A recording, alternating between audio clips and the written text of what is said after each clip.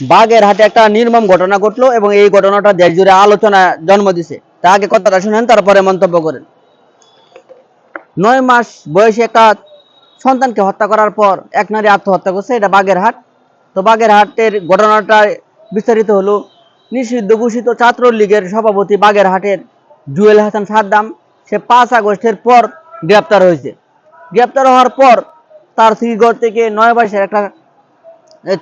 ঘর থেকে এক সন্তান হয়েছে, এটা 9 মাস বয়সী। তো বিভিন্ন জ্বালা যন্ত্রণা অসহায়ত্ব ঋণগ্রস্ত হইয়া ওই মহিলা তার নিজের সন্তানকে হত্যা করার পর হয়তো ফাঁসিতে নিজে ঝুলছে। তো পেরোলেমিক মুক্তির যে আলোচনাটা আসলো, সেই আলোচনা কিন্তু আগে থেকে ছিল, এখনো আছে। তো বিগত সরকারের চরিত্র যদি এই সরকারের আমলের মতো হয় তাহলে তো পরিবর্তন হইল না। আগের সরকারও যেমন এমন, এই সরকারও এমন। আগেও আমরা দেখছি আওয়ামী লীগ সরকারের আমলে বিভিন্ন গুরুত্বপূর্ণ আসামিদেরকে তাদের আত্মীয় স্বজন মারা গেলে মুক্তি দেওয়া হয়নি, হাতে হাত করা পড়ায় হয়তো জানাজার একটু দেখার সুযোগ দিচ্ছে, আর না হয় আবার কারাগারে প্রেরণ করছে। তো একটা নির্মম ঘটনা করছে বাগেরহাটে। সে 5 আগস্টের পর গোপালগঞ্জ থেকে গ্রেপ্তার হয়েছিল। তো 2 জন এই নিষিদ্ধ ঘোষিত ছাত্রলীগের জুয়েল হাসান সাদ্দামের 2 জন নিকট আত্মীয় মারা গেল, এক তার সন্তান, দ্বিতীয়ত তার স্ত্রী। তাকে জানাজায় অংশ নেওয়ার জন্য সুযোগ দেওয়া হয়নি। জেল ফটকে তাকে তার স্ত্রী এবং সন্তানের সাথে সাক্ষাৎ করার জন্য বলা হয়েছে। এখন আমাদের কথা হলো ইতিহাসের পুনরাবৃত্তি করতে। ক্ষমতা কখনো চিরস্থায়ী না, ক্ষমতার পালাবদল হয়।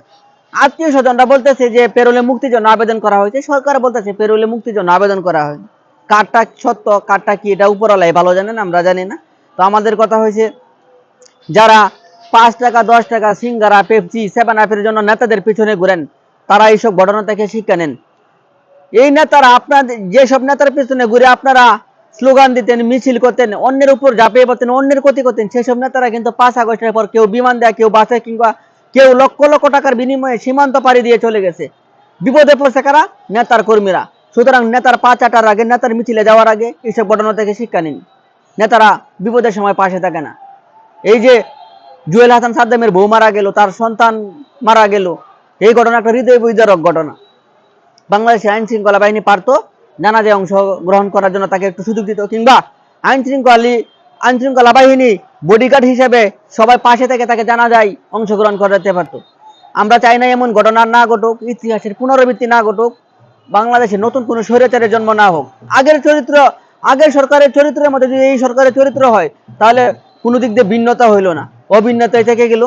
তো দেশবাসীর মনে, হৃদয়ে এই ঘটনা নাড়া দিছে যে একজন পরিবারের কর্তার স্ত্রী মারা গেল, সন্তান মারা গেল, তাকে জেল গেটে 5 মিনিটের জন্য খালি লাশ দেখার সুযোগ দেওয়া হলো, জানাজায় অংশগ্রহণ করার সুযোগ দেওয়া হলো না।